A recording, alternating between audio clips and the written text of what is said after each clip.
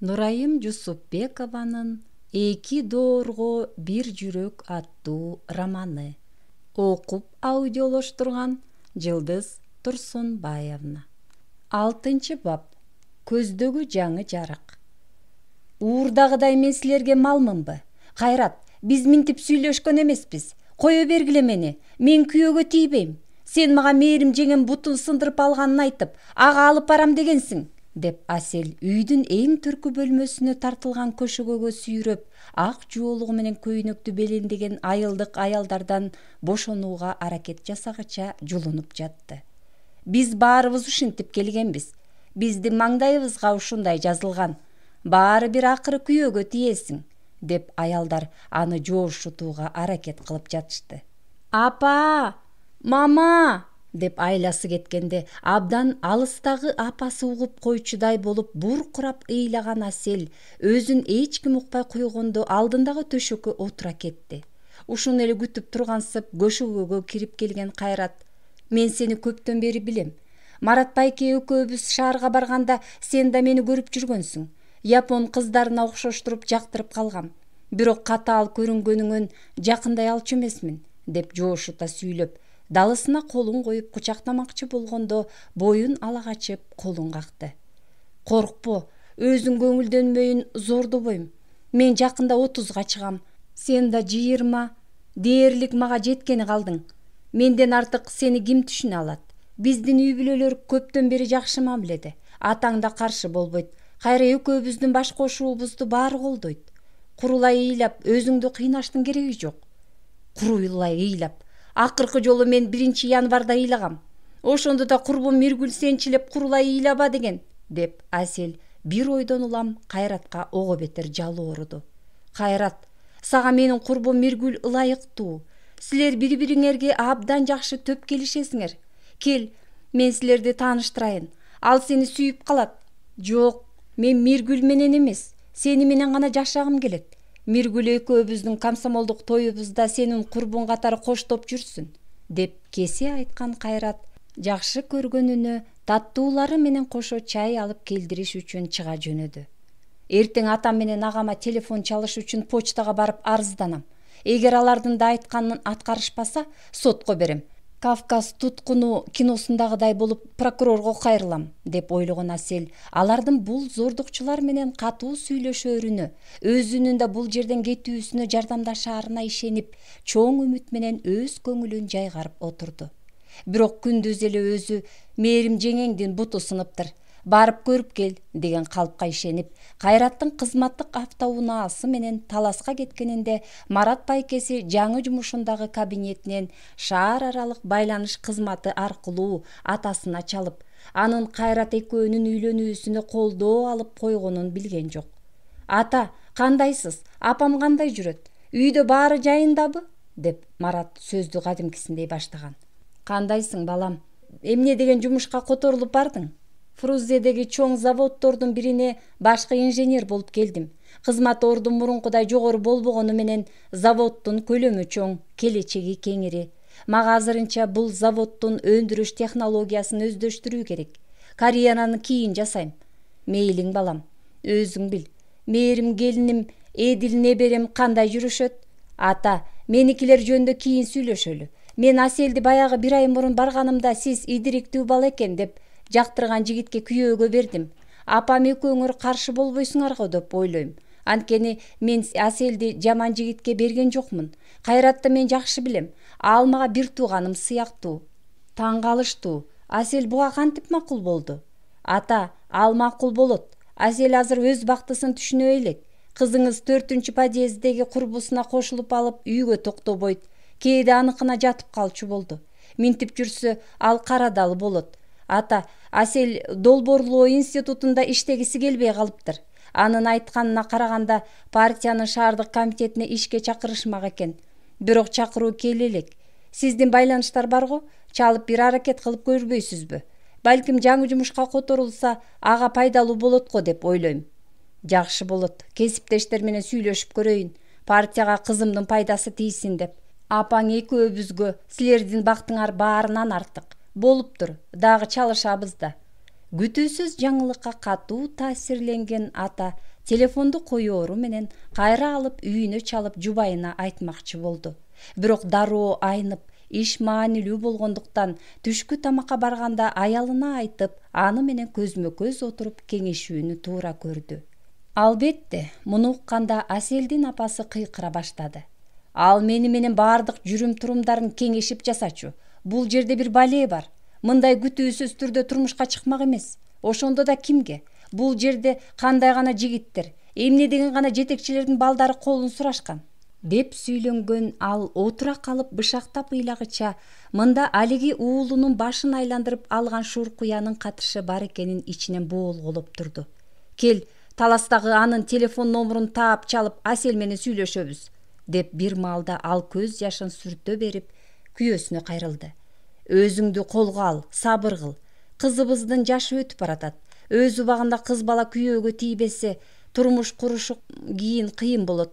Кайрат жаман жигит эмес. Марат аны эбактан бери билет. Кандай кабар келет, ошого жараша аракеттенебиз. Түн киргенче күтүштү, бирок эч ким чалган жок. Кайрат менен Марат сүйлөшкөндөй, дегеле мындагы келин алгандар болжогондой кийинки таңга чейин күтүштөрү керек болчу. Анткени ала качылып келген кыздар бир түнөгөндөн кийин кете алышпайт эмеспи. Эгер мындай кылчу болсо, алардын эрге бир тийип келгендей эле аброю түшүп, буга күбө болгондор элге жаман кептерди таратышмак. Бирок Асел элдин мындай ушагын билбеген, билсе дагы кол шилтеген, орусча ойлонгон, заманбап кыз болгон соң, эртең менен турары менен Кайраттан өзүн почтого алып баруусун талап кыла баштады. Почтого эмне бар? Менин агам башка туугандарым болуп бир кой, акча жана башка белектерди алып, түндө эле сенин ата-энеңдин алдынан өткөнү жөнөп кетишкен. Эмгиче жетип калышкандыр. Эми алардын экөөбүзгө берген ак батасын күтүшүбүз калды, деп Кайрат ишенимдүү жана кубанычтуу түрдө үйдөгү чоо жайды түшүндүрө кетти. Мен деген ата-энем менен жана агам менен сүйлөшөйүн дебедим беле? Кайрат, сен мага убада бербедиң беле? Бас, мени почтага алып бар, деп Асел убада бергени боюнча түндө өзүнө тийбегендигинен улам Кайраттан үмүттөнүп, андан сурана баштады. Жок, почтага барбайбыз, деп бирок ал олуттуу айтты. Сен мага кечээ убада бербедиң беле? Деп жини келди кыздын. Биздин далисте телефон турганын көргөн жоксуңбу? Андан шаарга чалса болот, деп күлө сүйлөгөн жигит ага атайлап эле тийишкендей сүйлөдү. Шүмшүк десе, эмне айтып койгон жоксуң? Өз мүнөзүнө жарашпаган оройлук менен кыйкырган кыз бул үйдө өзүнө кийгизилген узун этектүү көйнөгү менен далиске шыпылдай басып чыгып телефонго асылды. Телефонду башка жактар менен байланыштырган 0 номуру жок болчу. Шаар аралык байланышка чыгыш үчүн почтага чалып буйрутма бериш керек эле. Асел телефон чалса эле бул туткундан кутулуп кетчүдөй болуп, жан талаша почтанын 107 номерун терип, алар буйрутманы аткаргыча далистеги эски диванда көжөлүп отурду. Ишемби күн болгондуктан ата-энесинин үйдөгү телефону иштеши керек эле. Зымдын аркы учунан апасынын үнү угулганда ал кыйкырып жиберди. Апа, кандайсыз? Атам үйдөбү? Деп ал Кайраттын үйүндөгүлөр бүт өз иштерин таштап далистин эшигине чогулуп, азыр эле ата-энеси келип алып кетчүдөй болуп коркуп, ыйлап ийчүдөй өңдө өзүнө карап калганына көңүл бурбастан сүйлөшө баштады. О, кызым, кандайсың өзүң? Деп апасы да кыйкыра сүйлөшө баштады. Сени таарынтышкан жокпу? Бирок жоопту угузбастан атасы телефонду алып, кызым, сенин ал жакта экениңди биз билебиз. Биз сага өзүңдүн туулган шаарыңдагы татыктуу жигиттердин бирин танда десек укпай, борбордук болгуң келип, өзүңдүн Фрунзеңе тырмышып туруп алдың. Бирок ал мүмкүнчүлүгүңдү колдон чыгардың. Эми кечээден бери келин катары ал жактасың. Менин оюмча, бул үй бүлөдө калганың оңго. Таш түшкөн жерде оор деген илгеркилердин сөзү бар. Демек сенин ордуң таласта. Кайрат жана анын үй бүлөсү жаман адамдар эмес. Сени таарынтышпайт. Ата! Деп муну укканда ый аралаш ыйлап жиберди аргасы түгөнгөн кыз. Фрунзеге кетким келет. Жок, турмуш бул оюн эмес. Сага өз жашооңду борбордо түзүүгө чоң мүмкүнчүлүк берилди. Бирок Фрунзеде өзүңдүн курбуларыңдан башка эч кимге керегиң жок экен. Андай эмес, деп Асел үңүлдөп өкүрүп кирди. Атасы аны аяп, үнүн жумшартып сүйлөдү. Сен бизге, апаң экөөбүзгө дайыма керексиң. Бирок эми күйөөң менен келип турасың. Кийин неберелерибиз менен. Эми жоошуп, тагдырың менен келиш, мени уккун, деп картаң коммунист кызын жоошутам деп жатып, өзү да токтоно албай жашып кетти. Асел ата-энесин көндүрө албасына көзү жеткендиктен телефонду таштай салып, төркү үйдөгү кечээден бери көнө түшкөн көшөгөнү карай жүгүрүп жөнөдү. Көз жашы мончоктой чубуруп, жаздыкты кучактаган бойдон буркурап боздоп ыйлап жатты. Бул учурда аны эч ким соорото алмак эмес.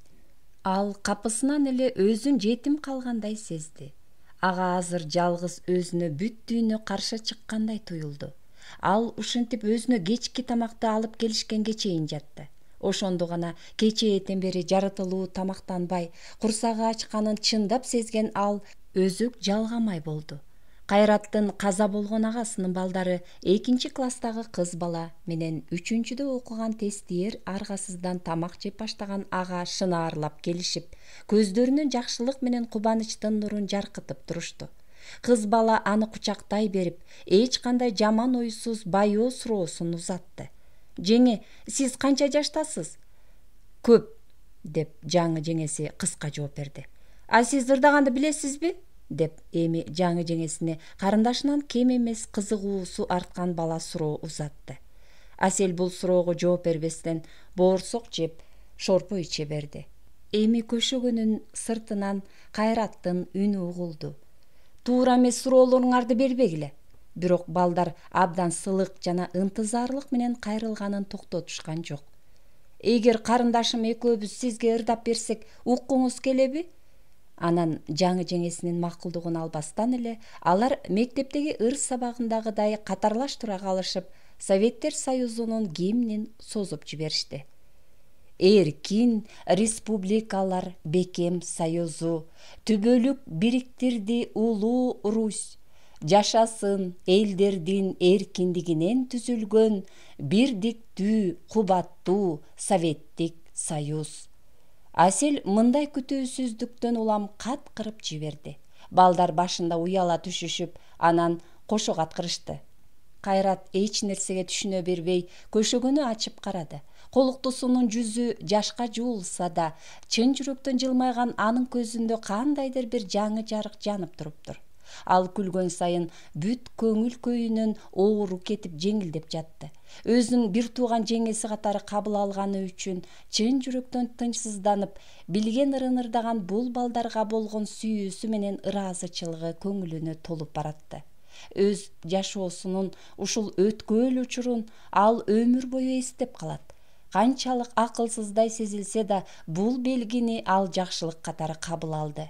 Бала кезинде мектебиндеги линейкаларда ырдалган, эс тартканында өзү катышкан бардык иш-чараларда жаңырган, улуу өлкөнүн бардык жарандарын эрдиктерге шыктандырган, мекенди сүйүүгө чакырган бул гимн анын көңүлүнө чак болчу.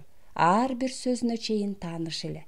Азыр тынч отуруп, өз өмүрүнүн жаңы барактарын ачып жатып, бул жагдайды ал атасы менен агасынын мындай тапшырмасы катары кабыл алды. Кыргыз элинин жөнөкөй адамдарынын арасында тынч жана ынтымакта жаша. Өзүңдү сүйгөн жана түшүнгөн, чоң үй бүлөнү багуучусу болуп саналган эмгекчил, жөнөкөй жигиттин жары бол. Бир топтон кийин балдарды чакырып кетишип, үстүнө бул балдардын апасы улуу жеңе кирип, жаш жубайларды башка бөлмөгө ээрчитип барды. Ал жерде бул үй бүлөнүн улуулары отурушуптур.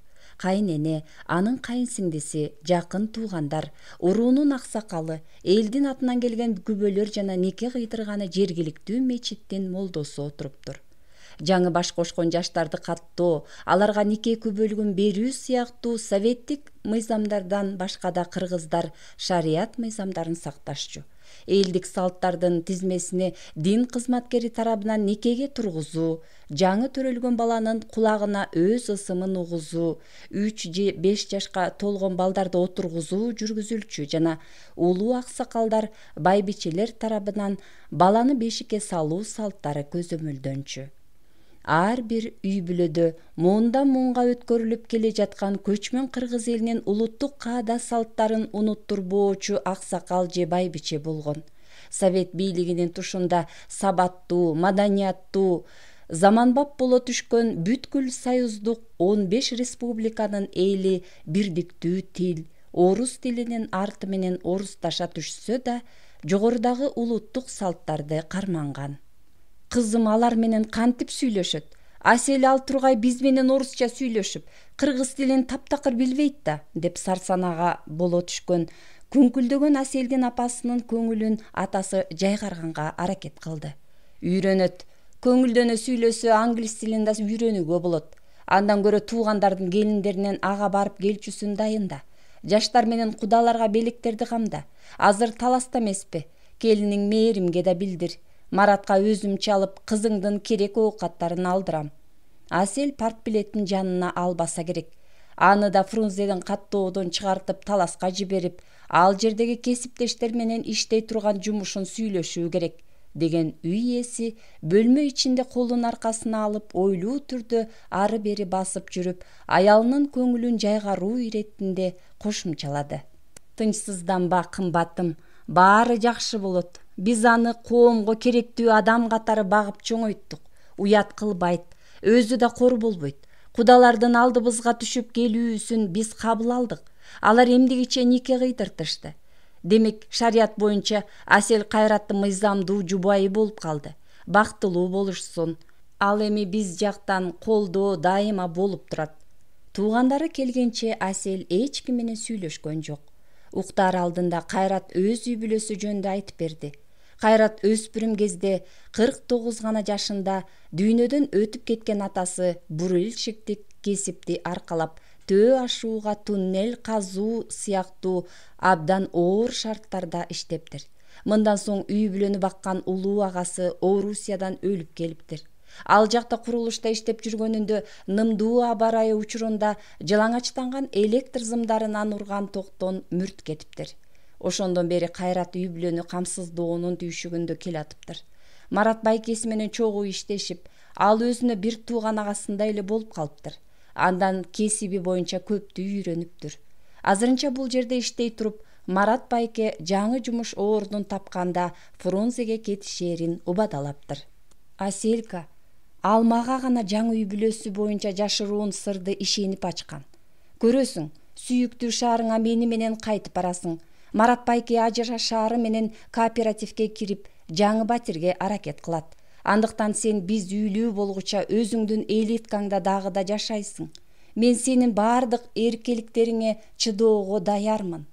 Анын бул сөздөрүн уккуча уктап бараткан ирмемдерде Аселге кийинки жашоосу кандайдыр бир чындап эле ушундай болчудай сезилип кетти. Борбордогу батирди байкем таласка которулуп баратканында атамдын уруксааты менен мага жаздырганын унутуп калганбы? Мен аны кайрадан атамдын мүлкү катары каттатышым керек.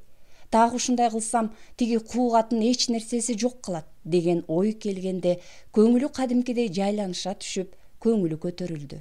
Мындан ал жигиттинин бетинен өптү. Ал эми Кайрат анын бул журугун борборго кайтып бараарына сүйүнгөнү катары жоруду. Таласка Аселдин туугандары келери менен баардык бөлмөлөргө дасторкон жазылып, койлор союлуп, улуттук тамактарга кошулуп, башка тамактарда арбын жасалып, туш тараптан чогулуп келген жакындардын катышуусундагы той өттү. Ыңгайлуу учурдан пайдаланып, Мээрим эң жакын жеңеси катары Аселдин көшөгөсүнө өтүп барды. Кандайсың, сүйүктүү бир тууганым? Эмне үчүн маанайың пас? Күйөөгө чыгуу бул бакыт. Кабагыңды салбай күйүп жайна, деп ал кайынсиңдисин кучактады. Жеңе, сиз эч нерсе билбейсиз. Атам менен байкем мени зордоп күйөөгө беришти. Бул мага аябай күтүүсүз болду. Кайрат кийинки жылдарда байкем менен бирге жүрчү. Анда мага эч нерсе деп айткан эмес. Анан эле азыр сүйчүмүн деп жатат. Баса, сиздин бутуңуз кандай? Кайрат Фрунзеге келип сиздин бутуңуз сынганын айтты. Байкем мени жеңеңди көрүп кел деп ага кошуп берди. Эмгек өргүүмдү сиздин жаныңызда өткөргөнгө макул болуп бияка келсем, мени козу уурдагандай ала качып, Кайраттын аялы бол деп зордоп жатышат. Менимче муну Марат байкем уюштурду. Жакында ал жөнүндө баарын билесиз. Азырынча айта албайм. Анткени сөз бергем, деп башына түшкөн кырсыкты билбей, өзүнө жан тарткан жеңесине боору ооруп турду. Мен күйөөмдү жакшы билем. Ал силер үчүн ар дайым камкордук жасап жашап жүрөт. Атасынын тапшырмасын так аткарат. Сөзүн эки кылбай. Менимче сенин бактың үчүн күрөшүп жатат. Ага таарынба, деп ал күйөөсүн коргогонго өттү. Мээрим жеңе, кийин өзүңүз билесиз, мактаган күйөөңүз кандай экенин. Болуптур, мен бул жерде калып жаңы жашоо баштайм. Бирок кийин көрөбүз, ал ким менен калар экен. Байкеңе жиниңди келтирбе. Ал азыр жоопкерчиликтүү жаңы жумушка кирип кыйналып атат. Мен аны кантип колдоорду да билбей калдым, деп Асель кыйытып айтып жатса да, өзүнүн кырсыгын сезбестен күйөөсүн коргоп жатты. Асель болсо өз турмушу жөнүндө ойлоого аракет кылып, болушунча чыдап турду. Шаардан анын оокаттарын, жаңыртылган кийимдерин алып келишти. Жаңы келин отурган бөлмө белектерге толуп чыкты. Шаар аралык телефон менен долбоорлоо институтуна чалып, каттагандардан жумуштан өз каалоосу менен кетүү тууралуу арызын жана партиялык уюмдан каттоодон чыгуу тууралуу арызын агасы аркылуу берип жиберди. Марат бул иш-чаралардын баарын кынтыксыз аткара турганын убадалады. Өзүнүн ынтымактуу жамаатын эстегенде Аселдин ичи абдан ачышты. Кесиптештерим тоюмду кандай күтүштү эле. А мен болсо ал тургай коштошпой кеткеним өкүнүчтүү, деп ойлонгон сайын өзүнүн мастерскойунда иштеген архитекторлорун, конструкторлорун жана башка кесиптештерин сагына баштады.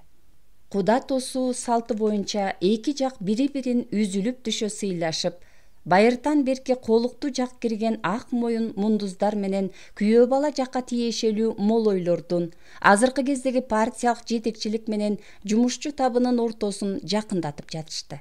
Бир аз убакыт өтүп, өзүнө карата адилетсиз жасалган ала качканы унутула түшүп, ал тагдыры менен келишкенсиди. Ошентип көңүл оорусу аздан басаңдап, мындан ары жакшы жашаш керек экенин сезди. Жаңы үй бүлөсүндө ага баары жакшы мамиле кылышты. Эне тилинде эч нерсе билбеген ал эптеп түшүнүп, болголоп, кыргызчаны акырындан өздөштүрө баштады. Мисалы үчүн ал кайненеси чарчап турганда «Эс аласызбы?» дээрин же «Дем аласызбы?» деп айтаарын билбей, күлкүгө калуудан коркуп абдан кыйналчу. Көптөгөн кыргыз үй бүлөлөрүнүн балдары шаар жеринде жашап, ал жерде эне тилди өздөштүрүүгө эч кандай шарт жок болгондуктан орусча окуп, тарбияланып, эң негизгиси эне тилин билбей калгандыктан Асель сыяктуу айыл жерине түшсө шылдың болушчу. Алардын аңдабай айткандарын анекдот кыла жаздашчу.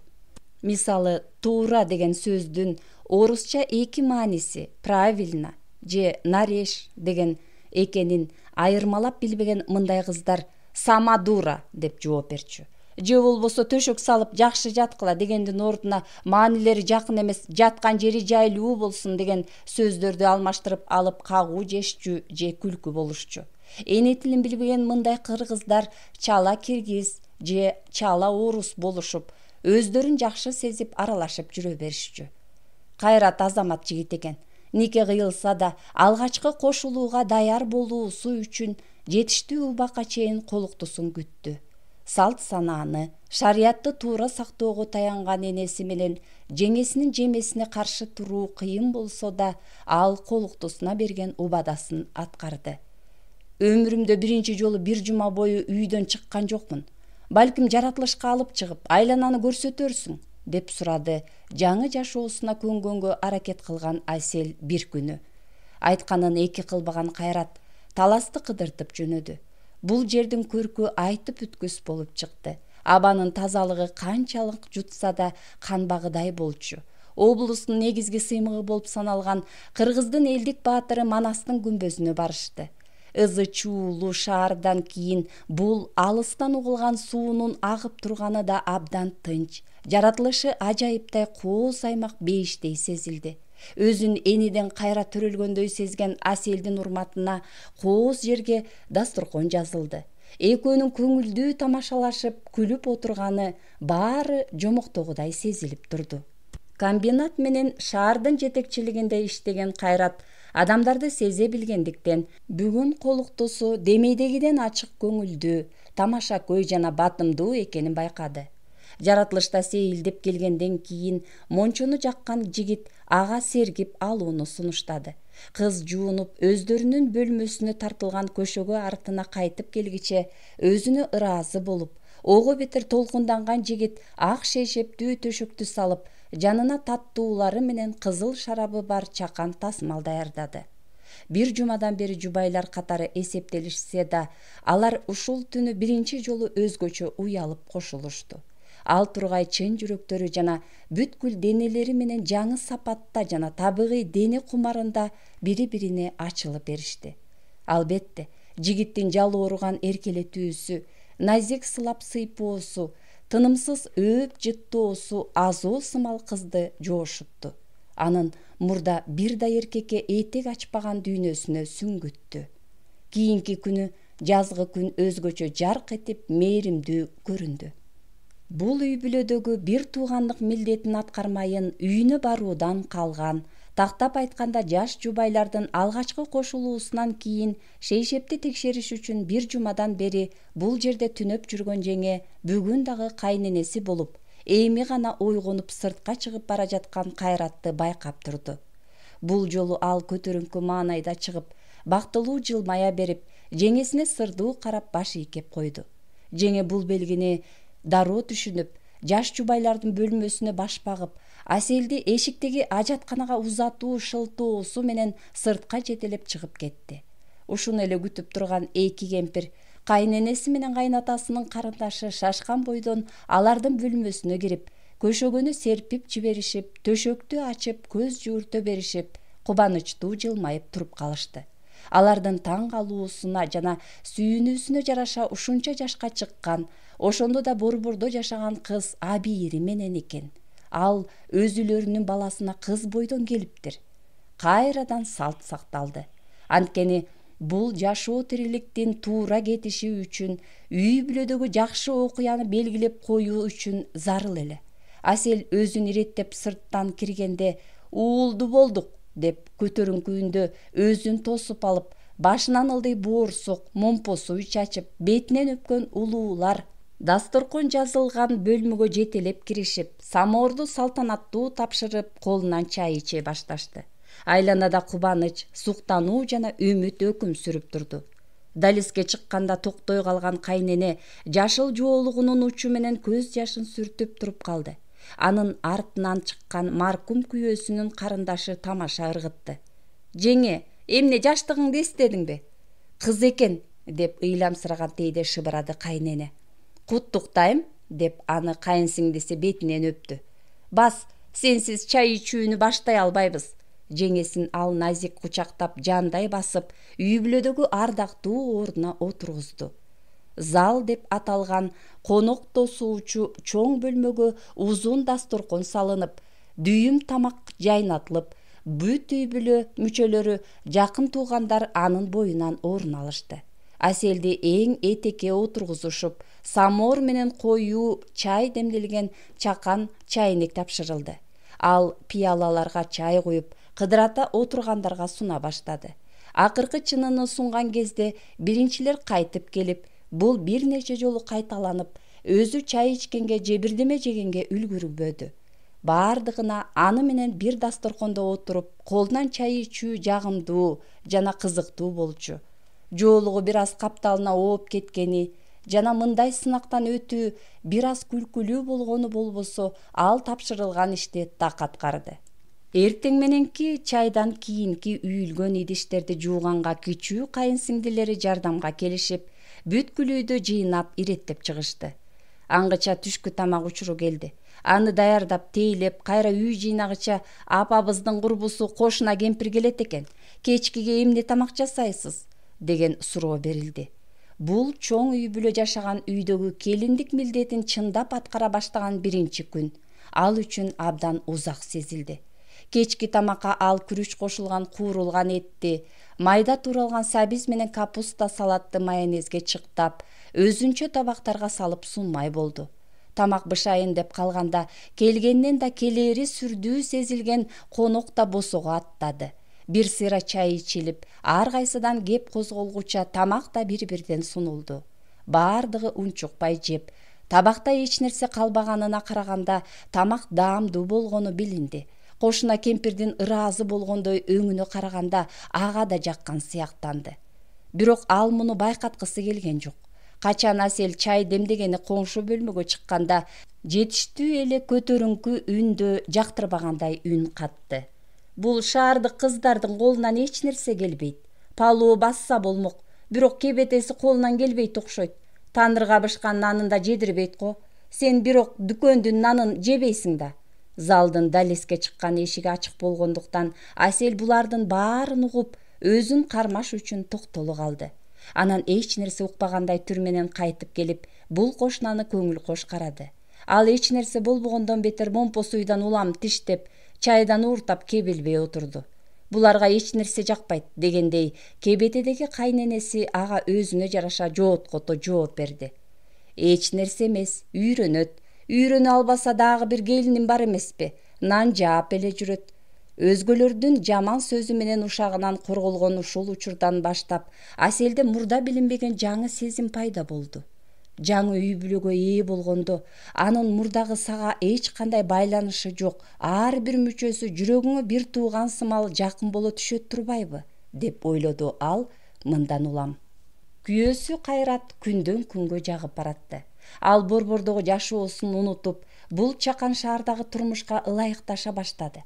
Кайраттын жумуштан келишин чыдамсыздык менен күтүп, келгенинде өз бөлмөсүнө бекинип алып сырдашчу болушту. Экөө жаратылышка көп чыгып, Кайрат достору менен тааныштырганы мейманга алып барып жатты. Андыктан бул жашоосу эң жакшыдай сезилди. Ал мурда өзү үчүн жабык турган аялдык бакыттын эшигин ачып киргенсиди. Эки жактын макулдугу менен алар ЗАГСка арыз жазышты. Бир ай күтүп достордун, кесиптештердин жана туугандардын катышуусундагы комсомолдук той өткөрмөй болуп, анын сценарийин кошо тапшырышты. Сага жакшы, анткени бүт досторуң, кесиптештериң жаныңда. Мен болсо алардын баарын борборго калтырып келдим. Мындай алыска ким келерин билбей турам. Миргүл эле жумушунан суранып келип, Колуктунун курбусу болуп бербесе, деп ал күндү элестетип кусалуу түрдө сүйлөдү Асел. Асю, ага чейин дагы бир ай бар. Тынчсызданба, баары жакшы болот. Ошентсе да убакыт жетишпей калчудай болуп тойго даярдыкты башташты. Дээрлик баардык шаарлардын универмагтарында жаңы үйлөнгөндөр үчүн өзгөчө бөлүмдөр иштечү. Аларга көп учурларда товар Германия менен Чехословакиядан алынып келинчү. Бул бөлүмдөрдө жаш жубайлардын үйлөнүү тоюна кийилчү кийимдер, партиянын шааркомунун инструктору тарабынан көзөмөлдөнүп, алар бир гана никеге туруу үчүн ЗАГСка арыз жазгандар көрсөткөн талондор менен сатылчу. Асел менен Кайрат да өз укуктарынан пайдаланышты. Асел кош этектери тармалданып турган апакай көйнөктү апакай роза гүлдөрү бар фатасы менен сатып алды. Кайрат кооз галстук тагылган апакай көйнөктү тройка аталган костюм шым жана жалтыраган кара туфли менен киймей болду. Жарашыктуу мындай кийимден улам экөөнүн маанайлары жаркып турду. Балким экөөбүз бирге алганыбыз туура эмес болду. Орус элинде ырым боюнча жигит колуктунун жасанганын тойго чейин көрсө жакшы болбойт экен, деди бул бактысын жаман көздөн кызганган Асел. Мен жигит эмесмин, күйөөмүн. Экөөбүздүн Кудай алдында никебиз бар. Жүрөктөрүбүз да өз ара ажырагыс болуп бириккен, деп токтоо түрдө жооп берди күйөөсү. Деги эле мен мындай ырым-жырымдарга ишенбейм. Ошентип дагы бир нече күн өткөндөн кийин Кайраттын үйүнөн телефон шыңгырады. Асел менен кайненеси үй жумуштары менен алектенип жатышкан. Телефон КПССтин Талас шааркомунун 3 секретарынын кабылдамасынан чалынып жатыптыр. Алар Аселди кадр маселеси боюнча кийинки күнгө аңгемелешүүгө чакырышып, анын жалпы бөлүмгө кызматка орношуу боюнча арыз жазуусун сунушташты. Бүткүл СССРдин аймагы боюнча атайын бекитилген долбоор менен курулган КПССтин шаар комитетинин бийик имаратына жакындаганда жөнөкөй адам сүрдөй түшөт. Жоопкерчиликти сезет, үмүттөнөт. Анткени анда бүткүл зор өлкө боюнча тартипти кармап, Совет өлкөсүнүн күч кубатын бекемдеген, эмгекчи адамдын жашоосун оңдоого, элдин социалдык деңгээлин көтөрүүгө далалаттанган, мамлекеттик бийликтин туруктуулугун камсыз кылган, бүткүл дүйнө боюнча пролетариаттын диктатурасын орното турган коммунисттик партиянын чынчыл өкүлдөрү отурат. Партиянын күч кубаты жана туруктуулугу анын катарындагы партиянын иштерине берилген мүчөлөрүнө көз каранды. Алар мурдагы партиялык баштапкы уюмдун сунуштамасы менен мүнөздөмөсү менен кабыл алынат. Эгер адам партиялык түзүлүштөн орун алууга же кызматка дайындалууга татыктуу болсо, анда анын мүнөздөмөсү кадрдык резервге же жетекчилердин кабинетине жетчү болсо, анда жогорку кызматтык тепкичтерден аны чоң келечек күтүп турчу. Партиянын иштерине берилгендик, өзүн өзү жана башка партия мүчөлөрүн саясий жактан агартуучулукта мындай ийгиликтерге жетүү үчүн кошумча тепкич болуп берилчү. Ошондой эле партиянын жогорку тепкичинде отургандардын жашоо шарты жакшырышына баардык убактарда кам көрүлгөндүктөн КПСС жетекчилигине көптөр умтулушкан. Партия жетекчилери мамлекеттик батир менен, автоунаа менен, жеке айдоочу жана катчы менен камсыздалчу. Эгер кызматы дагы да жогору болсо, шаар сыртындагы үй же дача ыйгарылчу. Бирок жок эле дегенде кадрдык резервге катталыш үчүн коммунист кынтыксыз жүрүш турушта, эл ичиндеги бийик кадыр баркка ээ болуп, жеке жашоосу да ушактар менен айыңдардан тыш эң таза болушу керек эле. Бул кезде баардыгы эл үчүн кам көргөндөй эле, элдик бийлик өз өкүмүн жүргүзүп тургандай болчу. Негизинен бул өлкө максаты эле. Партиянын катарына өткөндөрдүн тазалыгын жана жогорку кызматта тургандардын туура иш алып баруусун, кеңсеси өлкөнүн баардык шаарларында жайгашкан Мамлекеттик коопсуздук комитети көзөмөлдөчү, КГБ. Адамдар ар намысы, абийири, ишенимдери жана социалдык келип чыгуулары боюнча өтө эле ар түрдүү болчу. Ушундан улам да партиялык кадрлар боюнча иш жүргүзүү идеологияга таянып, адамдын ынтылганына карабай болбой калчу. Советтер өлкөсүнүн тарыхы көрсөткөндөй, мекен менен партияга берилгендик жана бекемдик улуу ата мекендик согушта сыналган. Бирок кийинчерээк ал кезде деле баатырдык менен патриоттуулукка аралаш саткынчылык, коркоктук, чагымчылдык жана аларды жазалоочулар болгону билинди.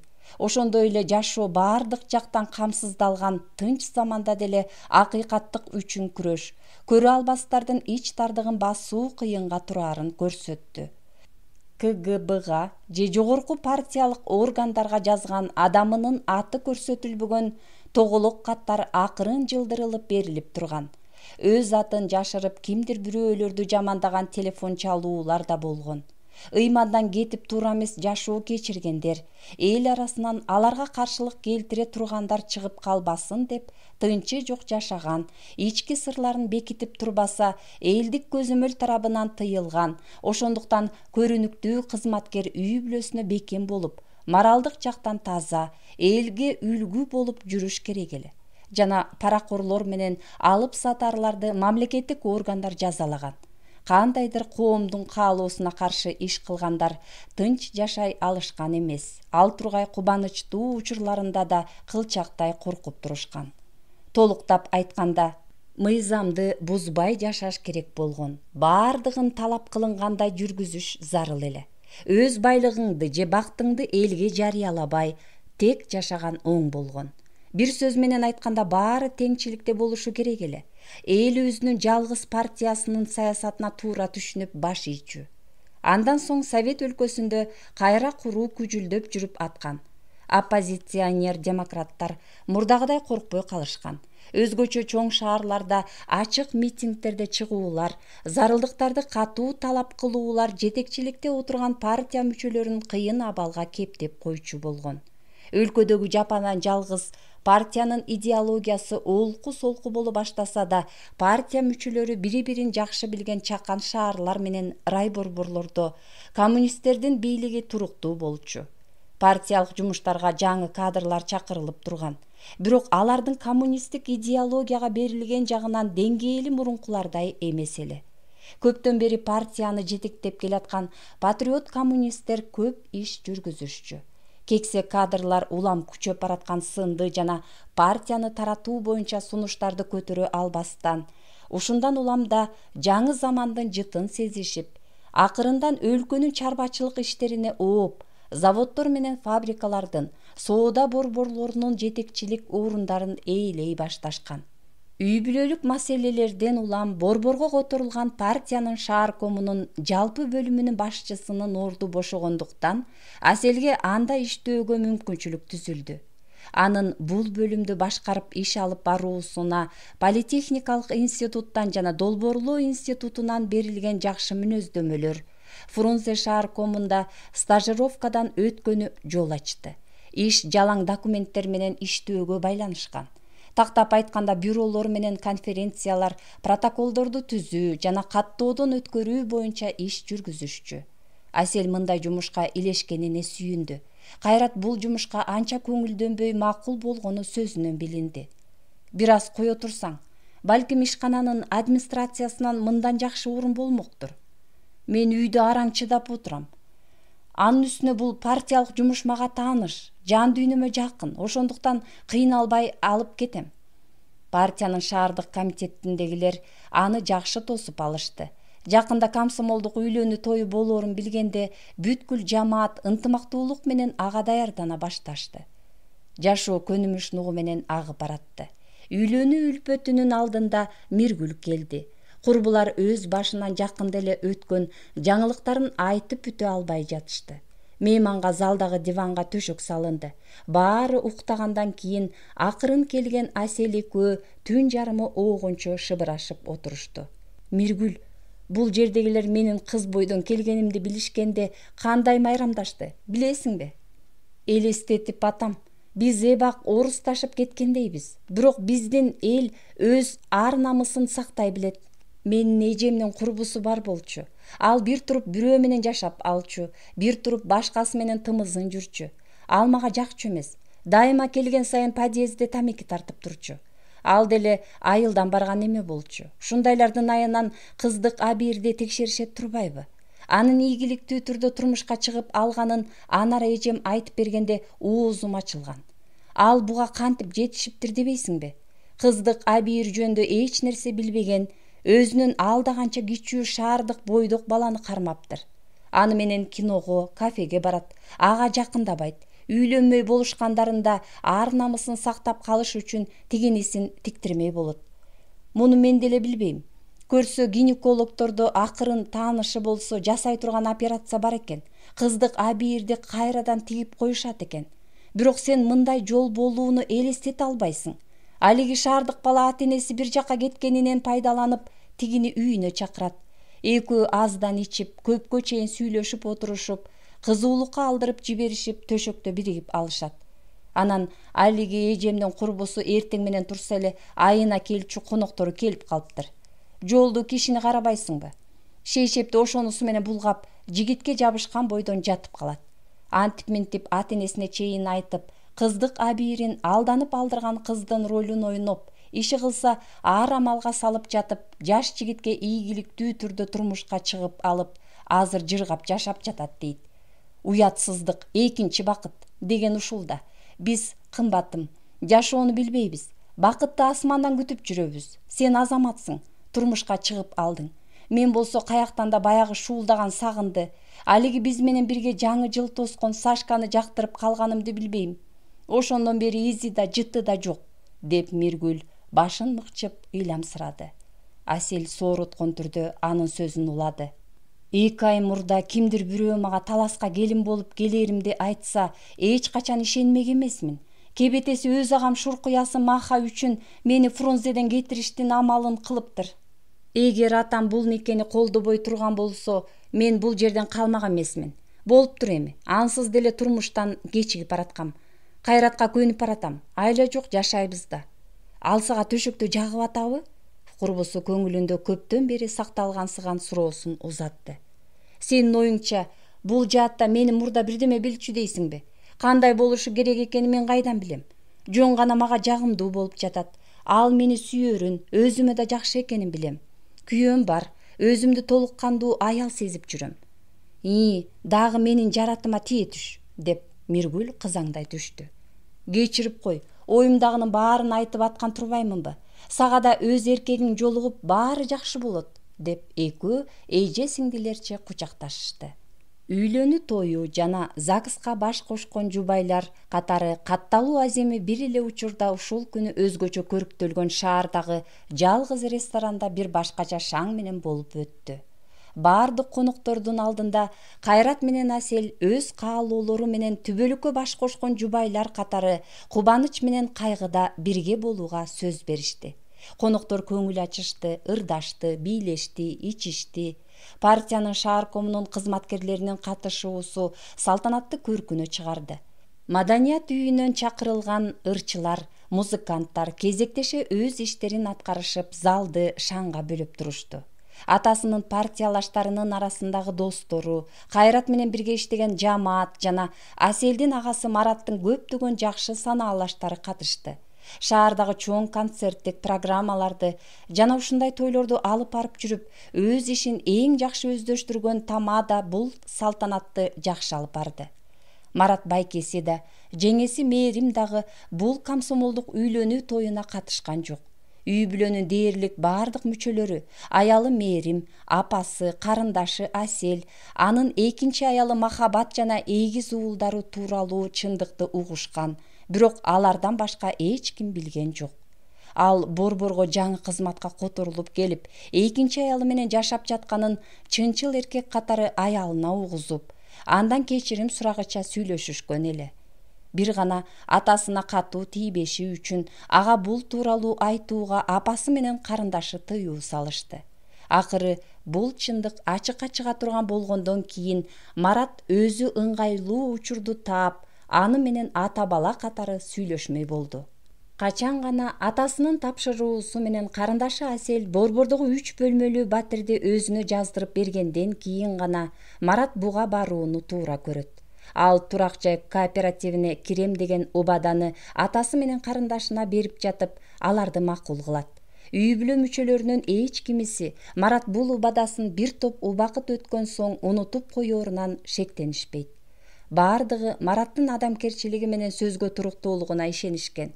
Ал болсо өз максатын жана барар жагын жакшы билген экинчи аялы Махабаттын жетегинде башын жоготкон немече кетип бараткан.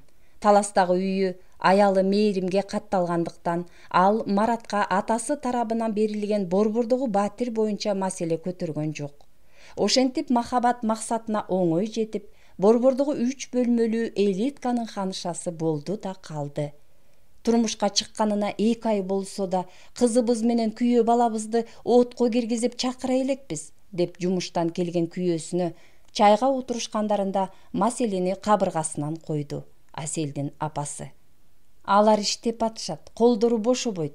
Кайрат өз ишканасынын директорунун орун басары болду. Кызыбыз Асел Азамат өмүр бою ошол жерде иштегенсип шааркомунун жалпы бөлүмүнүн ишин тез өздөштүрүп кетти. Менин мектебим да, деп жаштардын ийгилигине кубанган карт коммунист олуттуу тарта түшүп сөзүн улантты. Албетте, заман бузула баштады. Муну моюнга алабыз. Демократтар улам барган сайын демократия жана ачык айкындык үчүн жоголсун КПСС деген сандырак ураандарын көбүрөөк көтөрө башташты. Бул кайра куруу эмнеге алып келери түшүнүксүз. Бирок биздин революцияга ушул күздө 73 жыл болот. Эгер Ленин болбосо, биздин кыргыз эли эмне болот эле билбейм. Орус падышасынын кулу болмокпуз.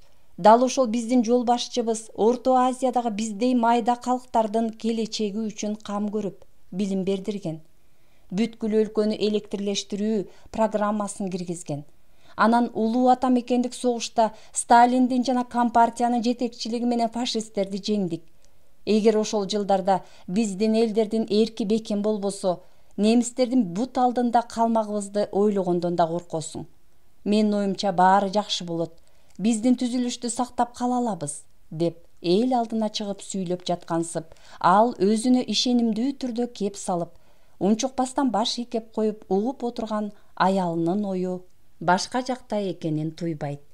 Азыр ой кыялынын баары жалгыз кызында жүргөн аялы анын абалын жакшы түшүнөт. Эгер күйөөсү жумуш жөнүндө сүйлөп баштаса, ал жакта баары жайында эмес деп болгулого болот.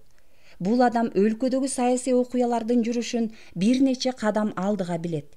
Азырда бул карт коммунист аялынын жалгыз кызы менен күйөө баласын отко киргизүү боюнча берген суроосун көңүлүнөн тыш кетирип, бир чекитте тиктеген бойдон партиялык иштер менен жана өлкө келечеги боюнча сарсанаалары менен алып урушуп, оор дем алып, оң колунун алаканы менен кээде жүрөк тушун баса калып, өзүнчө күбүрөнүүдө. Эч нерсе эмес, туруштук беребиз, туруштук. Акыры көп күттүргөн күн да келди.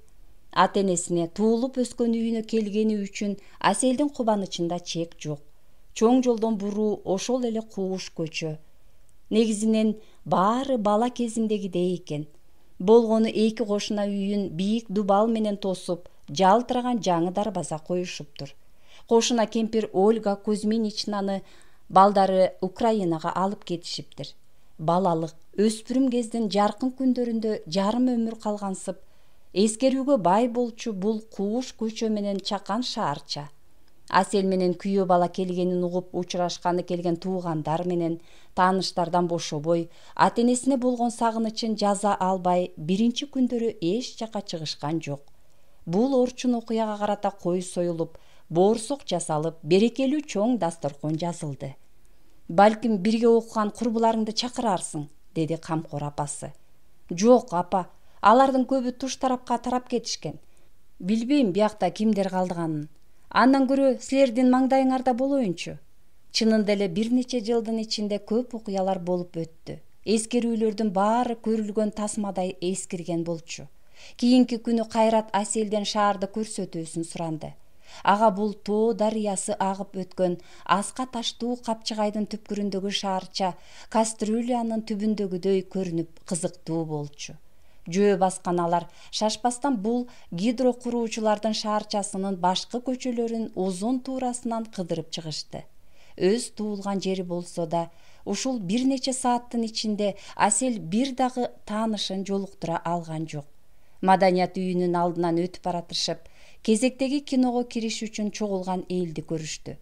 Балким кирербиз, деп сурады Кайрат. Качантан бери киного кире элекмин. Кызык, эмне кино болду экен? Айырмасы кайсы? Чын эле, эмне айырмасы бар дейсиң? Жүрү, деп экөө кол кармашып, кассага барып, билет алып фойеге киришти. Көрсөтүлүп жаткан кино француз комедиясы экен. Көңүл көтөрүүгө ниеттенген эл шашпай чогулуп жатты. Жаш жубайлар да кол кармаша басып, элге аралашты. Шаарга мейманчылап келгендери даанабай калып тургандыктан, элдин баары өзүлөрүн карап жатышты. Асел да көпчүлүккө көз жүгүртө берип, көргөн көзүнө ишенбей калды. Так маңдайында Украина аялынын жанында камчы турат. Ал дагы элден айырмаланып турду. Эки жака элеңдей караган 4 жашар баланы колунан кармап алыптыр. Экөө тааныш экенин, козголо түшкөн ички эскерүүлөрүн билгизбестен сырдуу караша өз жуптары менен колтукташып, элдин шары менен агылып, ичкери кирип баратышты. Аселдин жалгыз эмес экенин көргөн камчы баш ийкеп учураша да алган жок. Бир кезде шагын катуу сындырган бул кишиге эми Асел кайдыгер көз жүгүрткөнү менен мындай күтүүсүздүктөн улам ички сезимдери дүрбөлөңгө түштү. Капысынан эле шарт бурулуп жөнөп кеткиси келди. Бирок эч нерсени байкабаган Кайрат анын колун бекем кармап, кандайдыр тамаша сөз айтып маанайын көтөргүсү келип жатты. Тасма аягына жакындагыча Аселдин кан аккан жараты ачылган сымал жаны кыйналып, жүрөгү сыздап туруп алды. Аба жетишпей деми кыстыгып баратканында Кайратка чарчаганын, залда дем жетишсиз экенин айтып, кинонун аягына чыкпастан кетүүнү суранды. Экөө акырын туруп, жолтоо болгондор үчүн отургандардан кечирим сурагыча капталдай басып, фойеге чыгуучу эшиктин кыпчыгынан көрүнгөн жарыкты карай жөнөштү. «Үхий, акыры чыктыңбы?» деп жиберди ал кең жана жарык жерге чыга берип. Бирок сыртка чыкчу эшиктин алдында мындай абалга кабылганынын себепкери камчы баласы менен турганын көрүп ого бетер таң калды. Ал да өзү кабылган сезимге туш болгондуктан тынч отура албаган баласын шылтоолоп, кино бүтө электе залдан чыгып кетип, бул жерде аялын күтүп турушу мүмкүн эле. Асел аны көрөөрү менен жубайын колдон алып, токтоо түрдө ал жака карап да койбой өтүп кетти. Үйгө тезирээк жетеличи, курсагым ачып кетти. Апам бизди келет деп баарын жайнатып коюп күтүп отурат болушу керек, деди ал. Баралы сүйүктүүм, дагы жакшы, үй жакын экен. Болбосо сен чыдай албай калмак окшойсуң. Мындан соң ал дагы бирдемелерди сүйлөдү. Бирок ойлору менен алда кайда жүргөн Аселдин кулагына бул сөздөр кирбеди. Тагдыр тамашасы сыяктуу болуп өткөн бул окуя аны жагымсыз эскерүүлөрүнө сүңгүтүп жиберген эле. Кеч ичилген эң даамдуу кечки тамактан кийин апасы аларга ушуну менен экинчи жолу Аселдин бүткүл эселик кези өткөн бөлмөсүнө төшөк салып берди. Коңшу бөлмөдө ата-энеси жаткандыктан олуттуу ойлонгон жубайы күйөөлүк милдетин аткартмак тургай жанына жолотпосун түшүнгөн Кайрат бат эле уктап калды. Өзүнүн ушул бөлмөдөгү жалгыз жаткан кусалуу түндөрүн, ушул шаардагы мурунку жигиттерине болгон курулай үмүттөрүн эстеди. Кайрадан Азат менен, камчы менен айрылышууларын жүрөгүнөн өткөрдү. Анан таттуу уйкуда жаткан Кайратка бекем кыналыша берип, көз жашын арчып күбүрөндү. Күйөөм бар экени кандай жакшы. Анан ичинен ойлонду. Эгер азыр жалгыз болсом эмне кылат элем? Ал азапты элестете да албайм. Сенин барың кандай жакшы. Жашоомдун маңызы өзүңсүң. Оюмдун баары сен жөнүндө. Кийинки күнү алар өз шаарына жөнөп кетишти. Туулган шаарынан кетип баратып Асел өзүн бир нече жолу алыска жөнөткөн көркөмдүгү келишкен аскалуу тоолорго суктана көз жүгүртүп алды. Бул кетип баратканында анын көңүлүндө дүрбөлөң, көзүндө жаш жок эле. Анда сүйүү, бакыт, ишеним бар болчу. Балким ага жеке турмушундагы туруктуулуктан улам жакшы болуп жаткандыр. Мүмкүн эртеңки күнгө ишеним чоң болгондуктан санаасы тынчтыр. Анан дагы сүйүктүү ата-энеси, камбыл кайындары бардыгы, жашаган жери кичинекей шаар болсо дагы анын өзү берилген партиялык комитетиндеги кызыктуу жумушта иштегендиги анын көңүлүн жайгарып жаткандыр. Булардын баарына ал ыраазы жана бактылуу эле. Бирок өз жашоосундагы коммунисттик партиянын маанилүүлүгүн ашыра баалап жаткан бул жаш келин кийинки 1991 жылдын августунда СССРде жана анын 15 республикасында КПСС бүлгүнгө учурап, көп өтпөй 70 жылдай өз өкүмүн жүргүзгөн Советтик социалисттик республикалар союзу аталышындагы улуу мамлекет 15 республиканы бириктирген үлкөн өлкө чачылып кетерин ойлой да алмак эмес. Ошол бийлик бөлүшүү кызыкчылыгынан төңкөрүш болуп өткөн Москвадагы тарыхый окуядан улам 1991 жылдын аягынан баштап мурунку советтик республикалар көз карандысыз эгемен мамлекет катары өз алдынча өмүр сүрө башташат.